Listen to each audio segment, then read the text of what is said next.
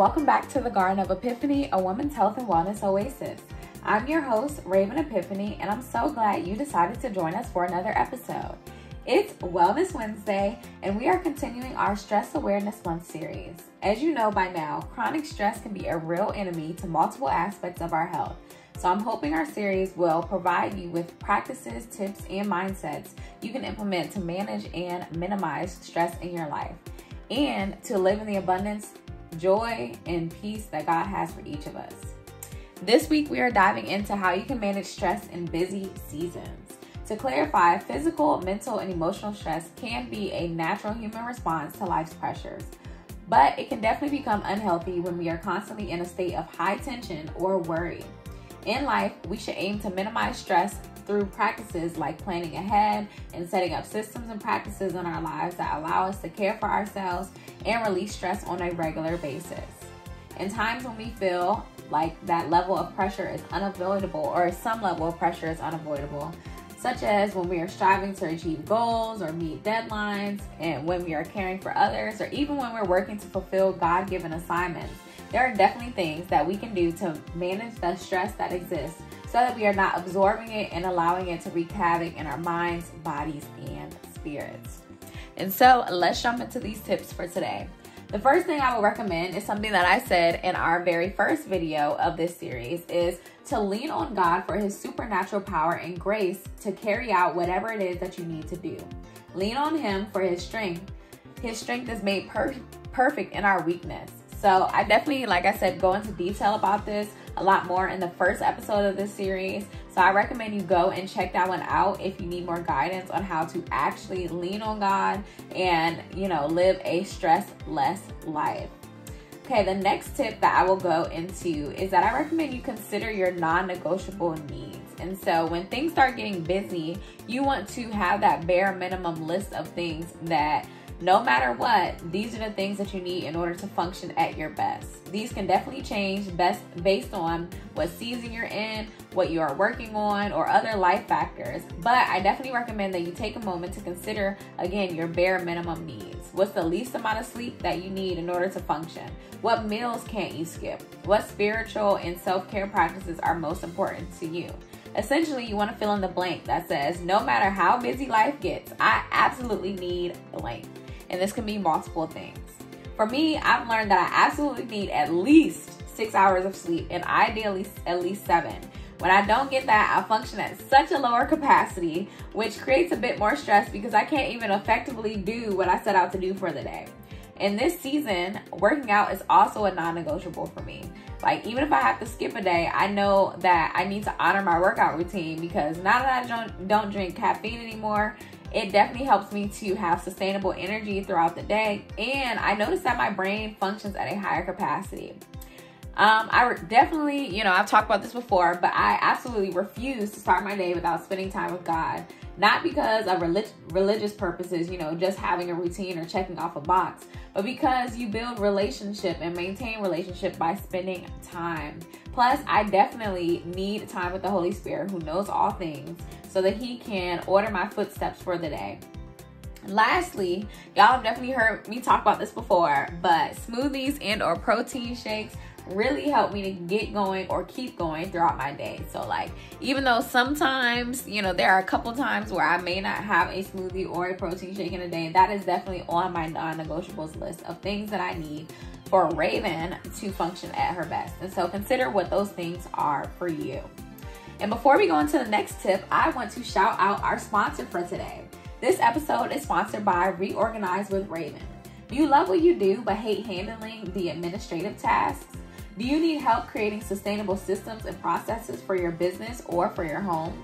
Do you find yourself thinking or saying, man, I need an assistant, or I really need to get organized? If that is you, check out Reorganize with Raven to help you organize your life, your space, your schedule, and your business. We offer a plethora of services as a virtual executive and personal assistant and as a digital organizer. Word on the street that there is only availability for about 2 more virtual clients this season, so do not delay. Hire Reorganize with Raven today and feel the stress lift off your shoulders.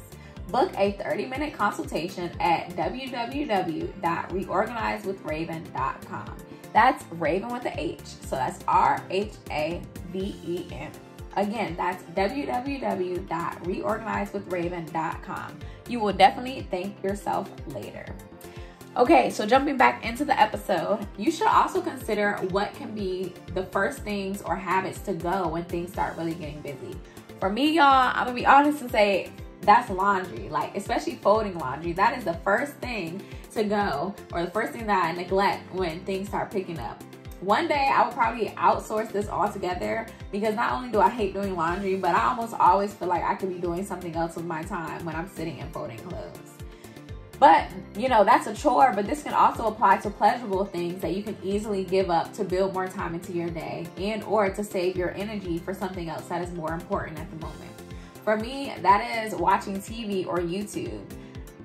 Those are definitely super luxuries for me that get cut as soon as possible when I need to buy back time for myself. And emphasis on TV. Like, I like YouTube because I get to, you know, you can still learn things on there. You can still, you know, hear spiritual encouragement, or, you know, even spiritual knowledge and things like that there. And so, you know, definitely TV is a very, very first to go, and then YouTube. But what are those things for you? What chores are not of utmost importance when you need time? And then what hobbies or pastimes can you do without when needed? And I want you to remember that you've already outlined your non-negotiable self-care things in the exercise earlier. So I'm not suggesting that you neglect caring for yourself. In fact, we will make that the next tip. Ensure that you maintain some time to care for yourself, to nurture your needs, to laugh, to smile, to do something that you enjoy, even if it's not for as long or in the same way that you normally would. You should have your non-negotiable self-care things outlined from the exercise I shared first, but I still wanted to highlight this here. You must care for yourself in order to function at your best. And that brings us to tip number 5. Mind what you are eating. It can definitely be easy to junk food out when you are super busy because you feel like you don't have time to cook, you don't have time to make healthy food choices.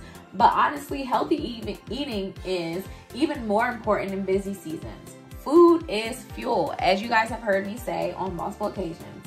So you can't put junk in your tank and expect your body to continuously function at high capacity and efficiency. It almost becomes counterproductive because junk food often causes lethargy and brain fog, the opposite of what healthy foods will provide for you. Meal planning and or meal prep, or at least taking the time to make the healthier food choice if you must eat out, goes a long way. Your brain and your body will thank you by operating in the ways that they were designed to. If you consistently make healthier choices, you will likely notice that you are able to get so much more done, and even that you will feel better while doing it. In 2023, there are so many more convenient ways that you can do this without necessarily having to take too much time away from what you're working on. You can order your groceries. You can sign up for a meal planning program that delivers the ingredients and recipes for your meals for the week. And I've tried these before. Most of their meals take between 30 to 45 minutes to make, and that is, you know, on purpose. They literally give you portioned out ingredients. You don't have to do much but follow the recipe and cook it and enjoy. You can also try finding a meal prep program or a chef who will deliver already cooked meals for you to consume for the week. So there are some that you can find online where you pick your meals and they deliver them frozen. All you do is throw them in the microwave. These are still pretty much freshly cooked foods. They're not like, you know, TV dinners per se. They're freshly cooked foods and they deliver them to you. And there's also, I've seen plenty of chefs on like Instagram and things like that that literally cook meals each week and deliver them to their clients, you know, and you have healthy meals already cooked for you, you know, being delivered to your door. And so another thing is, if you are balling on a budget and you're like, okay, those options sound a little expensive, you can also simplify your meals by eating one thing for breakfast all week, 1 or 2 things for lunch all week, and 1 or 2 things for dinner all week as well. You'll prepare them at the beginning of the week and boom, you're done. You can also, if you're the person that's like, I like my food fresh, it still pays to go ahead and plan out your meals for the week and, you know, not minimize, but simplify your options. So even if you want a different thing each day, maybe you have a focus ingredient for breakfast all week, a focus ingredient for lunch all week, a focus ingredient for dinner all week, and, you know, you work from there. Each of these options can also help you to minimize decision fatigue, which can often happen in seasons where you have to make a lot of decisions in a given day or a given week. So in that same vein, you can also consider how or in what ways you can minimize your decision making on a regular basis so that your thinking capacity can be reserved for what matters most. For example, can you pick out your clothes at the beginning of the week so you don't have to think about it every single day? Can you lock in your morning and evening routines a bit more so that you don't have to decide what to do when you wake up or as you prepare to go to bed? Like, it's already locked in. You're not deciding what to do. You're just kind of flowing through it. Are you able to delegate certain tasks or decisions to others in your household, on your job, or in your business? Like, if you have a nanny, perhaps there are certain tasks that he or she can take on so that you don't have to. Or if you're a supervisor or CEO with employees, consider whether you can give them more autonomy in certain areas, especially if you know that you tend to be that person that's like, I'll do it myself. Think about what things you can delegate to them. Save your decision-making energy for what matters most, because you will need it in those busy seasons to make the bigger, more important decisions. There are many more tips that I could share here, but I think this is a good place to start, and so I will stop here.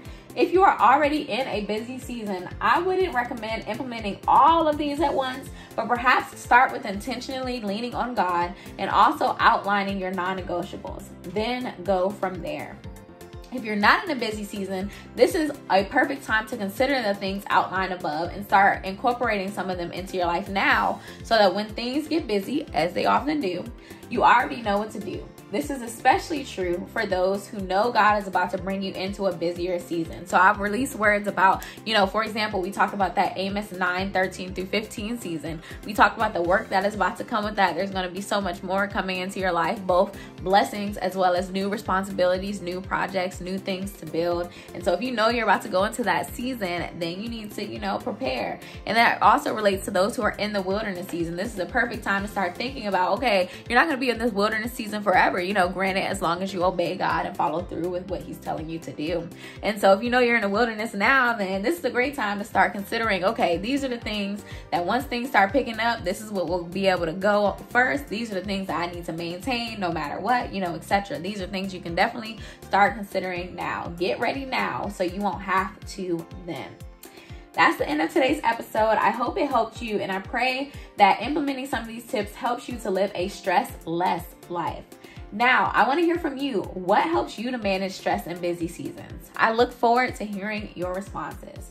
If you haven't already, check out our merch on our blog. We have some awesome faith-based hoodies, t-shirts, and notebooks to rep for the kingdom or be a shameless plug for the Garden of Epiphany out in the world. Thank you again for listening, and I will talk to you guys soon, God willing. Love you bunches.